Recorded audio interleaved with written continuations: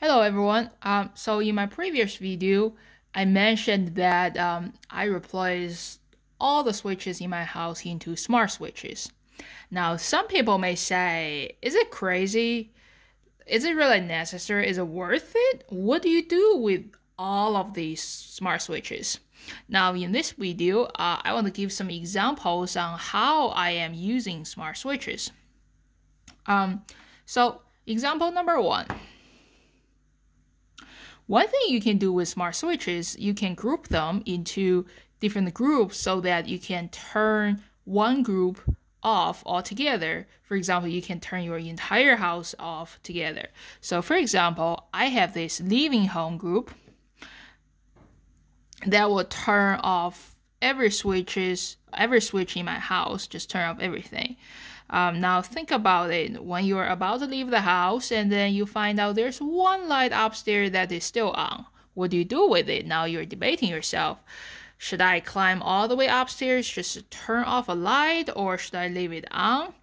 Now with this command, you don't have to. Also, I link the app into Alexa. So for example, you can just tell Alexa that I'm leaving, and then Alexa will call this living home group, and then it will just turn off everything. You don't have to worry about leaving one light on. You can certainly create different groups. For example, I have this good night group that just turn off everything except my master bedroom lights. And then again, if you link into Alexa routine, same thing, you just say Alexa good night, and then Alexa will call this good night group and also say good night, beautiful.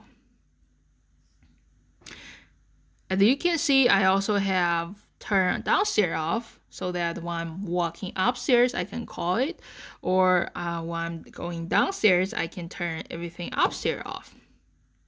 Now, example number 2, the timer feature. So now the timer feature is very useful for bathroom fans.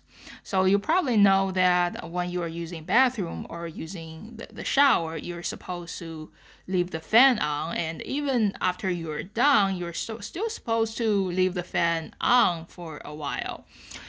So with the timer, it's become very convenient. So because I can just turn on the fan and then not worry about it, because the fan will automatically be off after 30 minutes. Otherwise, I will either turn it off too early right after I finish it, or I'll just leave it on for a while. Another time I put is in my master bedroom closet. Since we don't stay in closet too long, the timer is only 5 minutes. So that's because sometimes I forget to turn it off.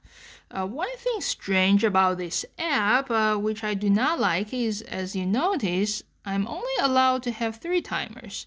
If I try to turn on the 4th one, there is a warning saying, sorry, you're only allowed to have 3. So example number 3, schedule.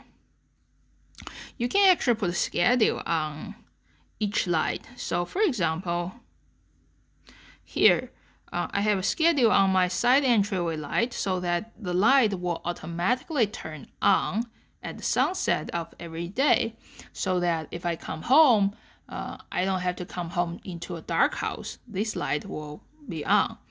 For some people, say if they have pets, and then they don't want to leave their light on all day long, but then if they come home after it's dark, they don't want their dog to sit in the dark, right? So you can have this light turn on at the sunset automatically so that your dog can stay under light. I also have a schedule for my master bedroom light. If I want to get up 5 a.m. every day, I can turn this light on 5 a.m. every day to help me to get up. Another way to use this feature is, say, if you have some porch light or patio light, and then you can certainly turn them on automatically at sunset and turn them off automatically at sunrise or at 11 p.m. every day. Example number 4. So number 4 is by using Alexa, you can actually connect light switches with other smart home devices. For example, one thing I did here is I actually bought ring security system to our house, and after I installed the system, I have one leftover motion sensor. So I was thinking, what do I do with this leftover motion sensor? I put it in our master bedroom closet, and then I connect it to the switch that controlling the master bedroom closet light. So this routine I created says, if the motion sensor detects any motion in the closet, it will turn on the light automatically. Now, if you remember, there's also a timer on this light. So in the end, I never really have to touch this switch anymore physically, because it will turn on when I walk in, and then it will automatically be off after 5 minutes. Make it very convenient. Now, certainly this is an indoor motion detector.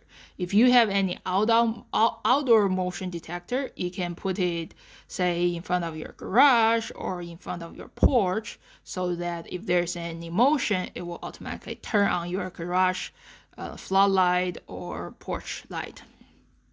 All right, these are all my 4 examples. So what do you think? Is it worth it or not? Let me know what you think in the comments. Thank you for watching. If you like my video, please subscribe.